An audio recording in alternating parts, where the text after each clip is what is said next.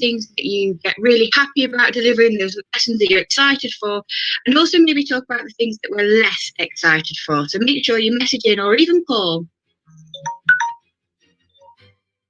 Live from Derby, this is The Morning Break with Charlotte Marshall on Teachers Talk Radio. Tune in live on the Podbean app or desktop player. Just head over to www.podbean.com/LSW/TT Radio or search Teachers Talk Radio. Follow the hashtag TT Radio. Good morning. I guess the first thing that we have to do is to see if you can hear me. So if anybody is listening today, it would be really helpful if you could just drop your message into the chat of the studio so that I can know if the microphone is working. For those of you that weren't with me last week, the reason that I'm doing this, hopefully, if I could get a response, that'd be fab, is because my microphone failed. And I think I'm beginning to get a little bit of a reputation about all of the things that go wrong in terms of technology. So if you can hear me, please just send me a message so that I know, yeah, I know you can hear me. Awesome. I think maybe this week could be the week that things don't go wrong. I mean, everything else has been completely out of sync with our lives, I think, as teachers. So maybe this week is the week that Teachers Talk Radio, I manage it. Maybe. Let's see if we can get through the next hour without any technological difficulties or things breaking. This morning, it was one of those moments I thought, just move that piece of glass. It's part of my little fake greenhouse I've tried to hodge together.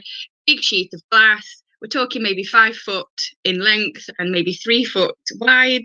And I just touched it and the whole thing shattered. And so I thought, maybe today's not a day to do anything. Maybe today's the day to just hide. So then I was expecting, and I did put a little shout out to all the other hosts saying, let's see if I can manage how many ways can I break technology this morning. But it seems that we've got through the first 3 minutes with no hiccups, which is uber exciting because this is not my track record. So thank you everybody for joining, and thank you for letting me know that you can hear me. That's really, really helpful. I'm hoping to get a lot of feedback from you today, so feel free to call in at any stage during the show. It would be lovely to get your thoughts and ideas.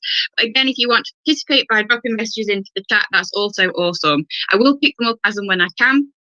Try not to get distracted by them, which is often a danger.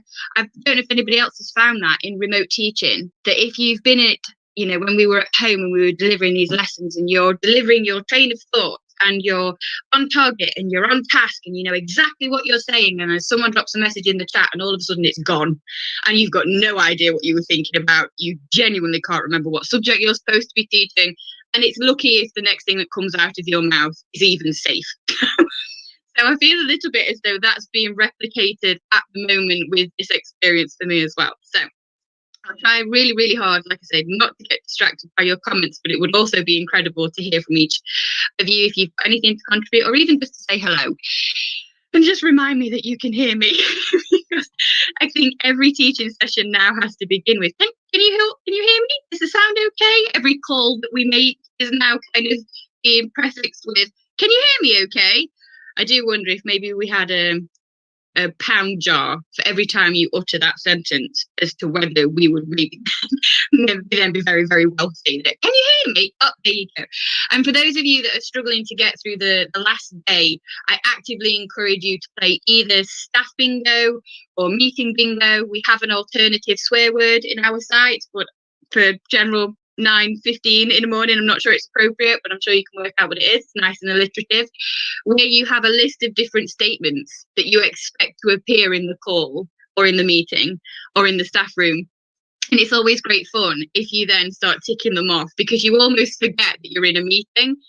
And in one occasion, this is not related to today's topic at all, but in one occasion we were playing bingo and we had a group chat and we had a team meeting chat. So obviously this is online. And there were people going, I've got a line. And they unfortunately put it in the wrong chat. So our managers were then kind of going, you've got a line for what?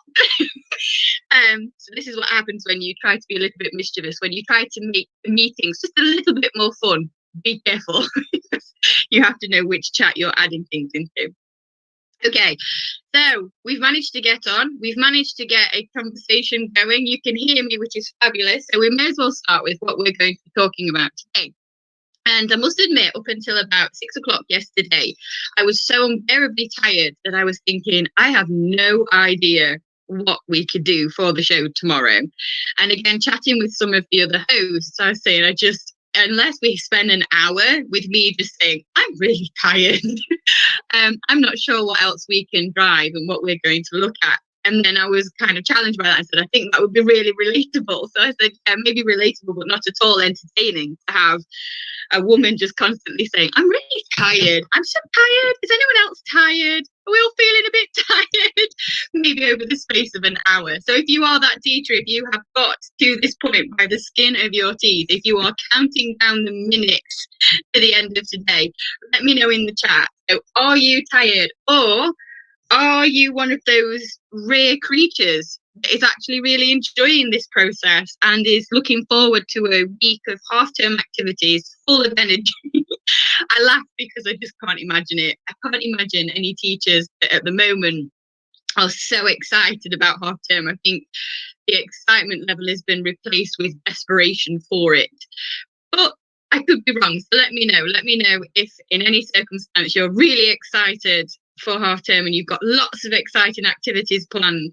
Again, I spend far too much time on Twitter, but I saw that there was a comment about teachers who are just exhausted at the present and are, crawling to the finish line that is half term. However, there's a problem there because a lot of us have young children and they're not crawling to the finish line that is half term. They can't wait for all the excitement and the activities. Oh, my life. It's a really challenging moment for all involved. So let me know if that's you. Are you embracing lots of activities for half term, or are you hoping to sleep through maybe the first 3 days of it at least?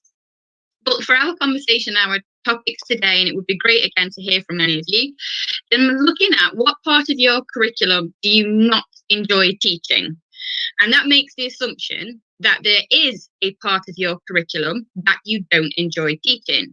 So what would be really interesting if you could is let me know what subject you teach, because I put this out to Twitter as a poll. I'm getting a little bit addicted to my polls. And I said I'm an English teacher. And then I got a lot of lower school English teachers replying. And I thought, oh, I've made a bit of an assumption here that it's going to have the same group as teachers or the A-level teachers. And so I was approaching it as, I don't like teaching poetry, and we're going to get into that today, hopefully. And then there were lots of people that started talking specifically about Key Stage 1, 2, 3, GCSE papers and things like that. So I was really impressed that this opened up the conversation. So if you're just joining us, I can see loads of people coming into the live show, which is great. Welcome. I'm also asking, what subject do you currently teach? And what part of that subject do you maybe not enjoy? So there might be the class that get you through, so the really good group that buoy you up, make you feel really good. But then there's the part of the subject that maybe just doesn't have your passion. And also, does it not have your passion now? Have you had the passion and maybe it's gone? Or are we at a stage where there's parts of it that we've never liked? And so where are you at? So what subject, if you want to pop it in the chat, what subject do you teach? And is there an aspect of your subject that you don't enjoy? So that would be really great. Oh, I have a caller. Let's see if I can work out how to do this. Hello. I'm not sure we can hear you ever so well. Did you want to share with us your subject that you teach and where you're calling from? I'm calling from India. Oh, hello! I was just reading a book. Hey, hello. Based in India, and I've been to Kolkata. So whereabouts in India are you calling from? I'm from, have you heard about the Kerala? This is my state's name, Kerala. Okay. And what subject do you teach? Really, I'm sorry for joining this podcast because I have find out this your live session and I joined. I have no idea what is going on here. Oh, right. Well, maybe you can stick around and you can join in the conversation anyway. It will be really good to get your perspective on sort of different ideas of subjects that you really enjoy and different concepts and what makes you enjoy a subject, how do you enjoy a subject, things like that. It sounds like you're having an insane amount of building work done as well. Oh my God. Oh no. I think I lost him. Oh man. Okay. We were maybe speaking far too soon, weren't we, when we were really excited about things going well. So let's keep going with where we were at. I said I wasn't going to get distracted. What topics do you never get old? So again, do please chat to drop in a message. So what subject do you teach? What subjects never get old? And controversially, does teaching a topic ruin it for you? It's that moment I feel as an English lit specialist that maybe we deliver a subject and we are excited for a subject, and then over a period of time you almost ruin it because you deconstruct it and you take it apart and you look at it with a fine tooth comb, and then it just isn't the same subject. So, as I said yesterday, up until about 6 o'clock last night, I wasn't entirely sure where we were going to go for today, but then lots and lots of responses to the Twitter poll that was, which part of your subject do you not enjoy teaching? And again, it made the assumption that there would be a part that you didn't like. So, do we always have to like all of our subjects? And what do you do if you don't? Do you admit that to your learners, or do you try and cover it up? So that's another aspect. Maybe you can join in the conversation with that. So of the 249 voters, thank you to everybody on Twitter, 19% said they loved all of their content. Now, interestingly enough, the only people that said that they loved all of their content were the geography teachers. So I'm beginning to wonder if maybe that's the subject that we should teach. So if you're maybe not loving your subject, maybe we should all become geography specialists. I'm a history buff, so I'm not entirely sure I could make the jump, and I maybe have offended a few people already.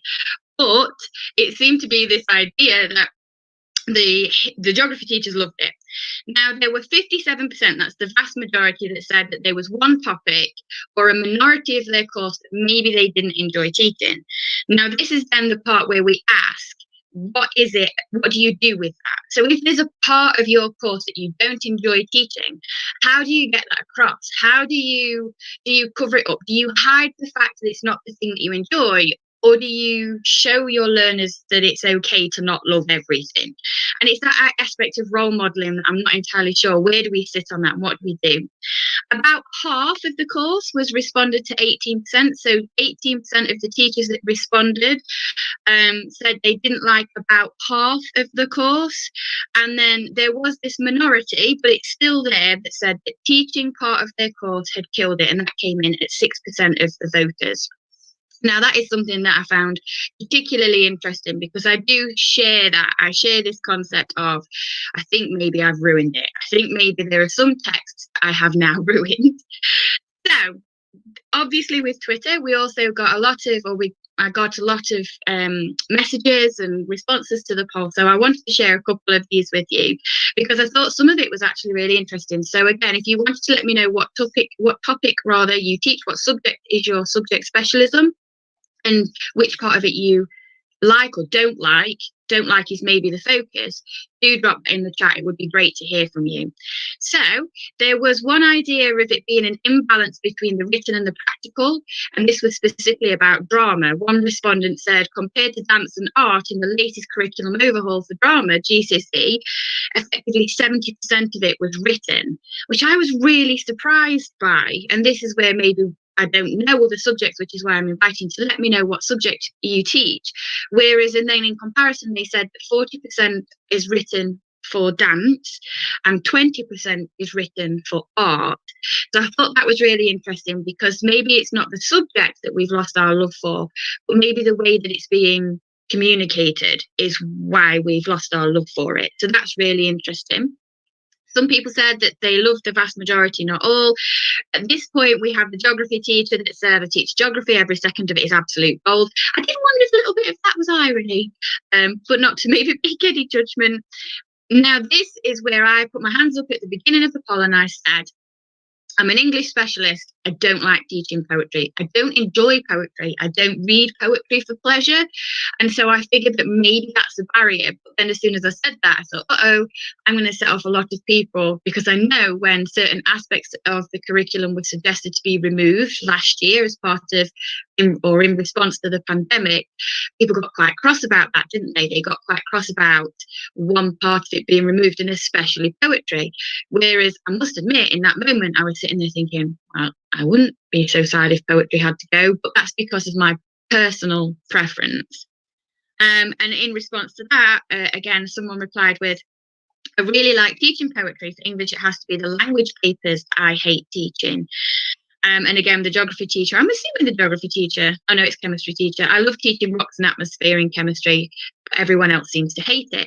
Now, this is the other thing that I've noticed about different sites, is if you ever share a group. So generally, I have my own group, but historically, we used to share it. Now, when I was teaching with another English specialist, which was awesome, her favourite thing to teach ever just so happened to be poetry. So she taught poetry. My favourite thing to teach ever is Shakespeare. So I taught the Shakespeare side of things, which worked beautifully, but that's not always an option. So I would be really curious as to if you did consider which parts of your course you like and didn't like, can you share that with your colleagues? Additionally then, so the Twitter responses didn't finish there, and I love this as a strategy. One person said, I've made it my business to become so good at teaching A-level English language, I'm hopefully indispensable there and never have any time to teach GCSE English language. That was awesome. I was thinking, genius move right there. If you make it so that you have to teach the subject that you really enjoy, and then you don't have to teach anything that you don't enjoy, that's clever. And then there was quite a lot of responses that were maybe a little bit critical of the AQA language papers. And one of my favourite replies was, the vast majority of AQA language is contrived turd, culminating in a question about the structure of an arbitrary chosen extract.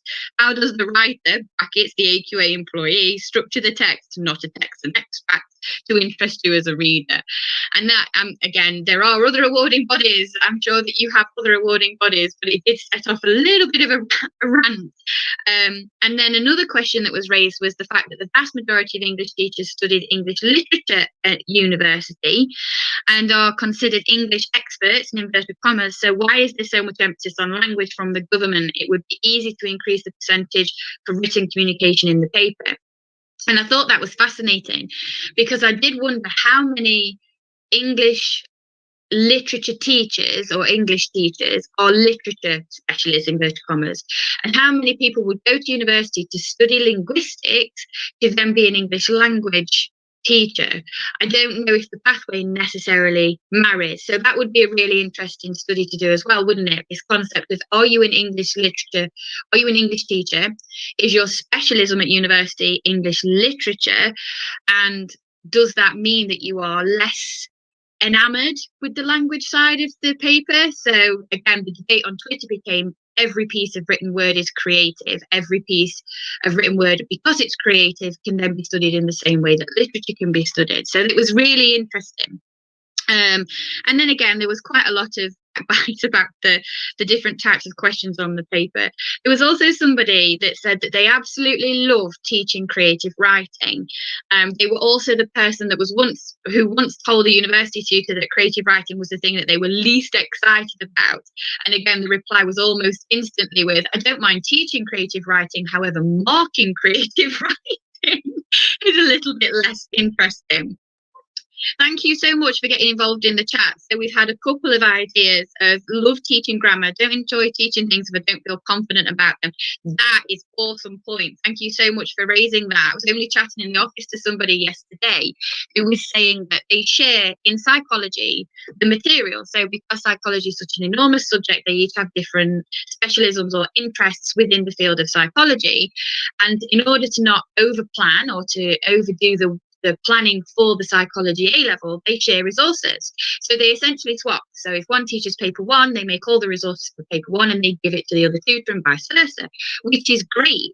Except the tutor was saying whenever you're delivering a lesson from somebody else's PowerPoint or somebody else's materials, there's this trepidation. You don't know it as well. And you're almost afraid of the questions coming in of what if I don't know the answer to that? And what if they pick up on the fact that I don't know the answer to that? So that's a really interesting concept as well. So I think that is so interesting. The not feeling confident about something can absolutely affect the way that we deliver it.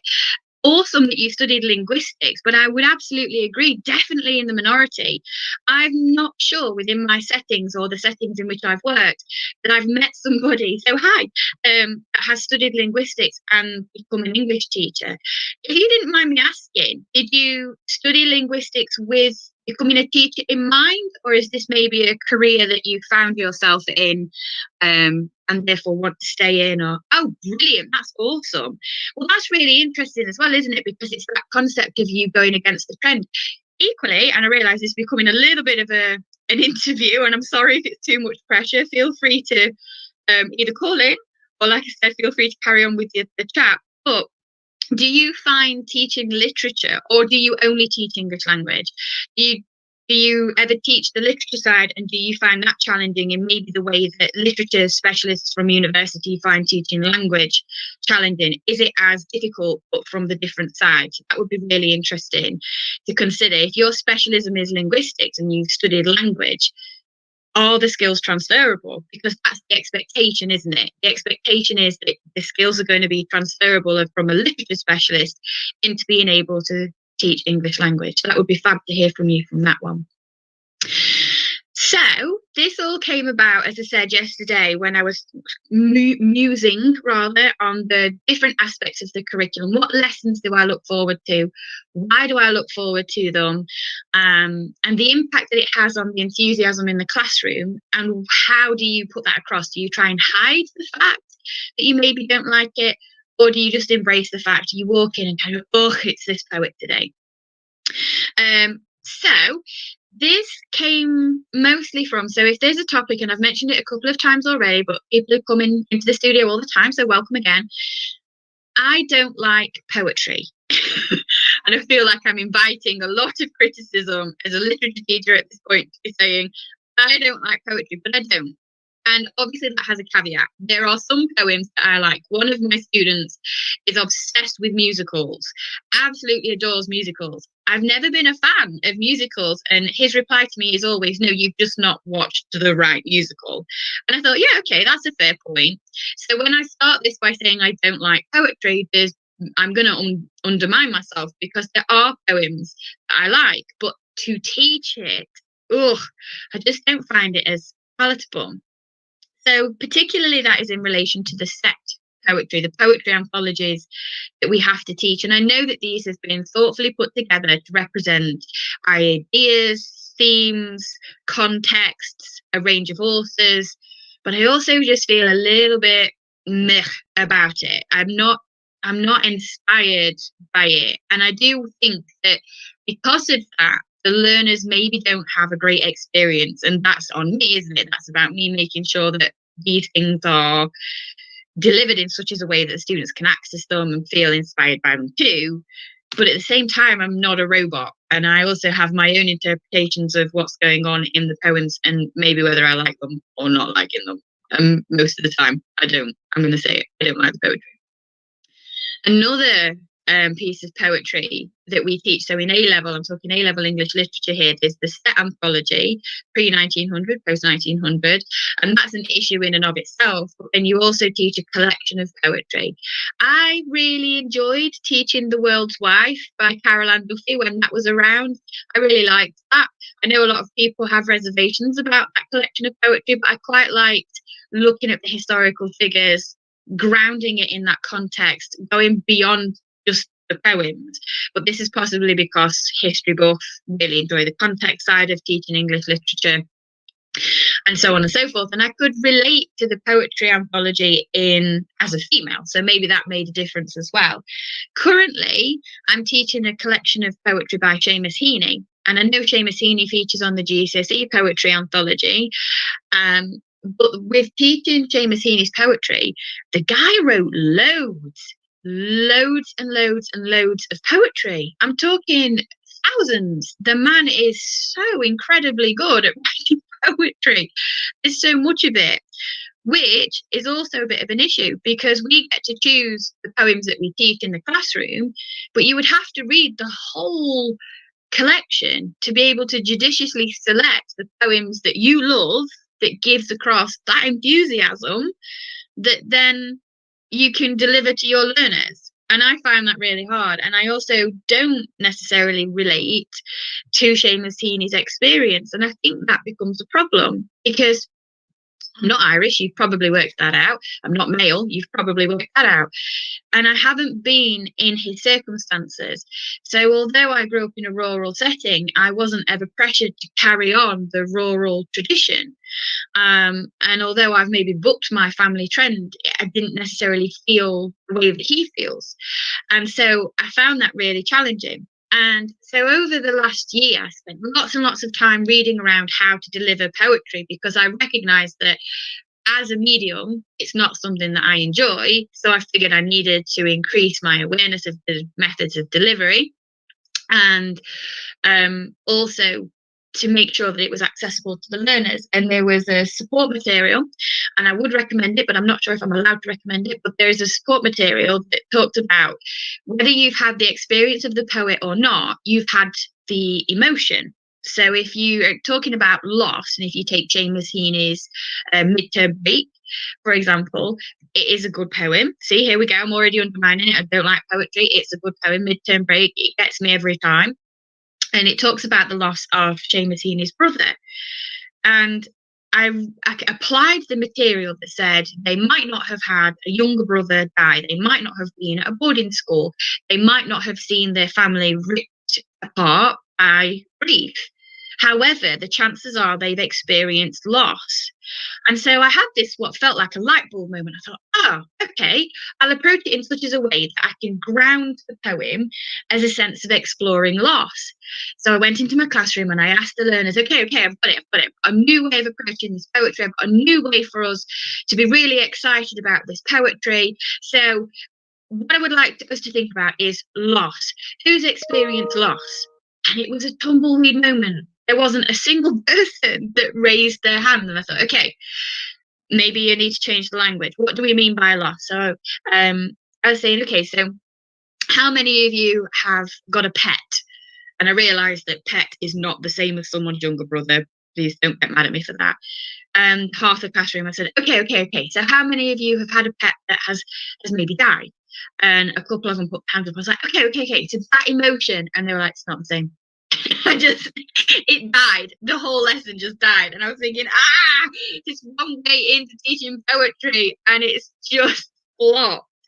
So I just, even in that moment, I thought, I've got no chance. I've got no chance of getting across poetry with any degree of success, even with what I thought was this amazing piece of advice, and actively encourage other people to try it because I'm sure it was me rather than the advice.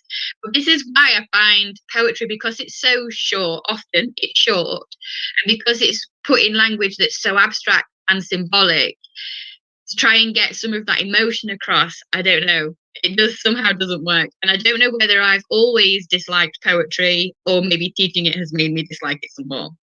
So I have tried to kind of make teaching poetry exciting.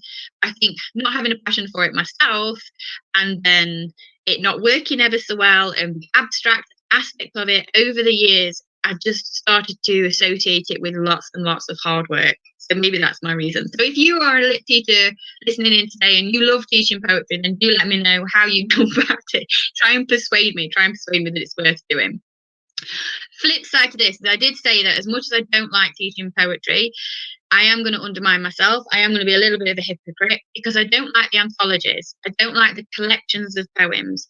But when we have free range to pick the topics, to pick the texts that we can deliver, that's a whole new ball game. And this was reiterated by somebody on Twitter in reference to unseen prose. So they said, I like being able to choose extracts from books that I like and then hopefully influence my students to have a go at reading them that maybe they've not been exposed to before. And I thought that was awesome. So I must admit, as part of the A-level English literature course, you are able to study unseen poetry and unseen prose. So there is that aspect. And the only proviso by our awarding body is that it has to be from the canon and it has to be loved through the ages. So I have to say, I absolutely love reading and studying the poem Amoretti 30 by Edmund Spenser, and I would actively encourage anybody to give that a read. I think it's so inspiring, and it's a sonnet. And again, we associate sonnets with Shakespeare, and don't get me wrong, I love Shakespeare. Shakespeare is awesome. But I think that there are other writers that do it well too. So this is one of the poems that when we study unseen poetry, I can't wait to get involved in. I think it's one of a really, really good piece of writing. The other thing that's really good with unseen poetry is that you're able to pick voices that maybe don't get heard often enough.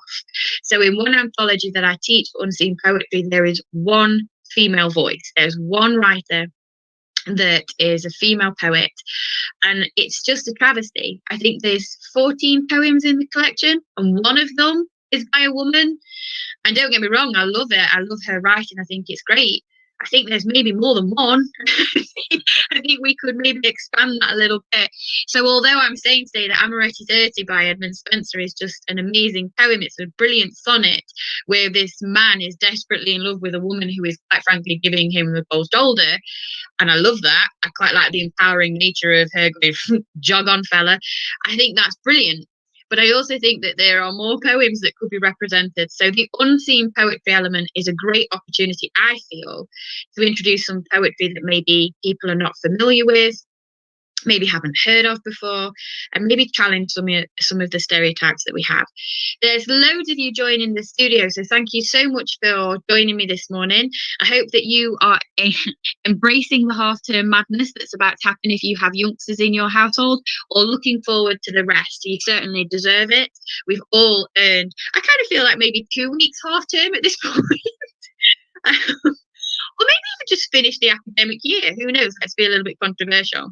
At this point then, folks, I'm going to go to the news for this morning, and then we're going to come back and we're going to carry on talking about what part of your curriculum do you enjoy or do you not enjoy? Why and how do you go about that? So, over to the news. This is Teachers Talk Radio, and this is Teachers Talk Radio News with Megan Goods. This is your latest Teachers Talk Radio News.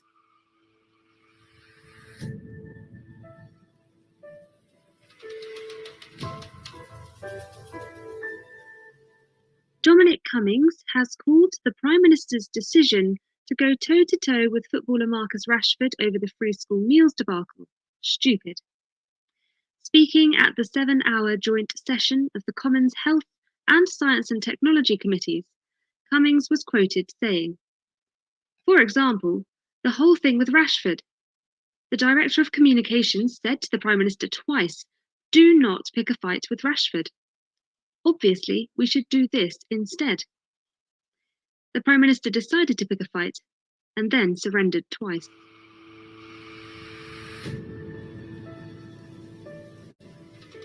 It has been ruled that a teacher at Batley Grammar School who was suspended for using an image of the Prophet Muhammad in lessons may return to the classroom. The trust running the school said in a report that teaching staff genuinely believed that using the image had an educational purpose and benefit, but topics could have been effectively addressed in other ways and without using the image, and it was not necessary for staff to use the material in question to deliver the learning outcomes on the subject of blasphemy. The report from the Trust acknowledged the deep offence caused by the image to a number of students, parents and members of the school community, and stated that they deeply regret the distress caused.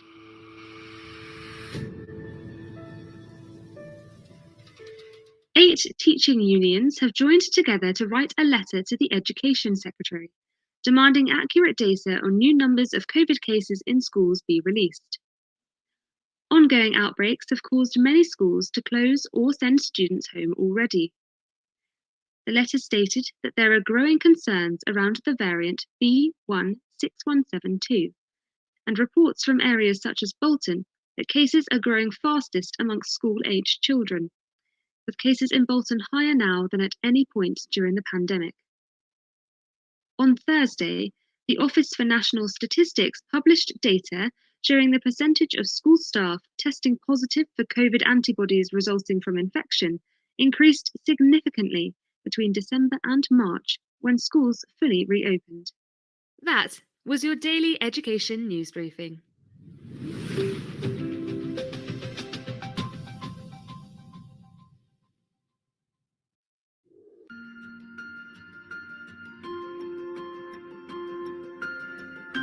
Introducing Amanda Davey. Amanda is one of the first specialist teacher assessors for dyscalculia in the UK and offers dyscalculia tutoring and bespoke training for schools. With 26 years of teaching and tutoring experience in the UK, Amanda offers specialist online tuition focused on building confidence and developing skills.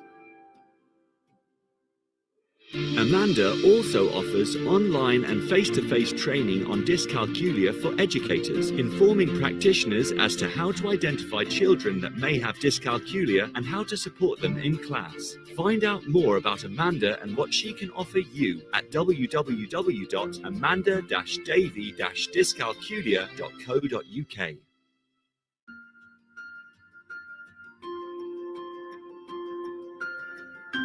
Introducing Amanda. I hope you all managed to hear that. I'm a little bit nervous about using the technology at the moment, but there's some interesting aspects there that's taking place in the news and with Amanda as well. So if you want to find out a little bit more about dyscalculia, that'll be a really great place to start. Welcome to those of you that have joined us. So it's really good to have more people in the studio today than we normally have, and even better that we've got some people chatting to us. That's great.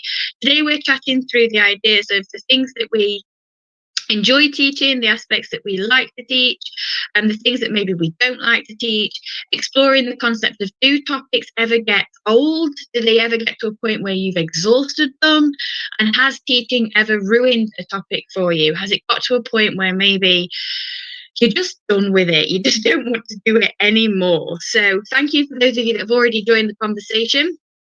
And then we're going to get back into the topics and thinking about the different things that we enjoy teaching, and again the things that maybe we have got a little bit fed up with. So if you want to join in with a conversation today in the chat, please do let me know. Firstly, what subject do you teach? So if you're a teacher joining us today this morning, what subject is your subject specialism? Maybe how long have you had that subject specialism, because I think that features quite highly. But then also, are there a part of it that you don't enjoy teaching? So that would be lovely to hear from some people too, as to whether they enjoy teaching or don't enjoy teaching. What aspects of it do they not enjoy? What aspects of it do they enjoy? So we've spoken already about the Twitter response to these kind of questions, which was vast and varied, I have to say. And apparently the only teachers that love all of their job are the geography teachers. So if that's you, if you can confirm it, you can let me know in the chat. What subjects do you teach? What parts of it do you enjoy? And one of the things I've spoken about this morning is the fact that as a literature teacher, I'm not a big fan of poetry. I don't enjoy reading poetry on a personal level, and then taking that into the classroom sometimes feels just a little bit like hard work, and that becomes really problematic because the learners do notice. However, on the flip side, the topic I absolutely love teaching has to be Shakespeare. And I know that there are going to be some people listening going, oh, Shakespeare. And again, it can feel like hard work because often learners respond to Shakespeare with this, I don't understand it, I don't like the language, it's old, it's dated, it's not accessible. I've heard them all. I've heard all of the reasons in which people don't like Shakespeare, and for every single one of them, mostly I just dismiss it because I think Shakespeare's work is incredible. Mostly though, his plays, his sonnets, I'm sure are great, but not for me. I love teaching his different plays, and during my time as a lit specialist, I've managed to teach Othello, The Taming of the Shrew, and The Tempest. And every year I get so excited about unpicking these really complex texts and see learners saying, well, that's timeless, and well, that's how I feel. And And then also, but would that really have happened? And again, the way that it invites conversation and ideas around the context. Because when we look at Othello, one of the things that the learners nearly always latch onto is when Roderigo says, I will incontinently drown myself. And the way that his desperation is so palpable. And I know that for some of my learners, that became their social media status for a while. And one of the quotations they always remember is, I will incontinently drown myself. And the way they deliver these impassioned lines is just then so comical. And I was saying, but this is just Roderigo saying that he's so fed up. And what ways do you use that? How do you communicate how fed up you are?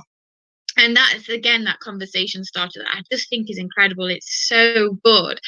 And I would argue that experience of Roderigo, maybe not the fact that you can't have the girl that you want, that you're going to then say, I'm going to incontinently drown myself, but the desperation is communicable. And where I've said before, I don't see that necessarily within poetry. It's absolutely there in Shakespeare's works, I think. And I know that some people would say that Shakespeare's plays are essentially lots and lots of poetry, which I suppose you could argue. However, I just think that they latch on.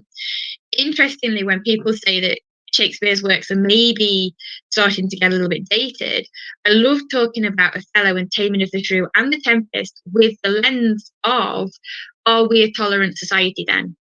Because these societies were not tolerant. So within Othello, it's the Moor of Venice and the aggressive way in which he's described and looked at and victimized because of his skin colour. In Taming of the Shrew, it's an unruly woman. In The Tempest, it's someone who's knowledgeable or different. So, when you think about Caliban, it's an interesting debate to start getting into.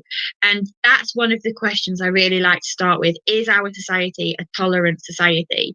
And if we can say yes or no, and more often than not, it's no, we then have a way into Shakespeare. And so I never feel as though Shakespeare is a dated topic. I feel as though you can always explore some of these ideas where we see people being ruined by their society, being ruined by the expectations in their society. And I love the conversations that happens. I've never had the same experience with poetry. I just don't see it having the same. But when I walk into a lesson, I'm like, yeah, I can't wait. I've got Taming of the Shrew for the next double. I'm so excited. And again, with Taming of the Shrew, it's these lines that are so powerful and you can take them from the play. And I just love the way that they've perpetuated. And often people repeat these lines, not really knowing where they've come from, where these lines from the plays, where they've originated. And as I've said, Othello, I've had students change social media status. And I know this because they've told me, not because I'm on their social media. But again, in Taming of the Shrew, come you wasp, in faith you are too angry. And then I love Katharina's reply with, if I be Washfist, best beware my sting.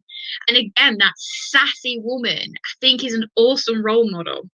And I love the discussion that we have about it. And I love when the learners grasp these insults and comebacks and sharp, witty repertoire between themselves, and it becomes part of their parlance. That's just awesome. And it is about maybe challenging their perceptions. So when they start and you go, okay, so I'm going to study a Shakespeare play, invariably you go, oh, not more Shakespeare. Why do we have to study him? He's not even relevant. He didn't even write his own works. These are generally the replies that you get. And then you start and you get to build up this understanding. And I love the moment where with plays, you can put the passion into the delivery of the lines.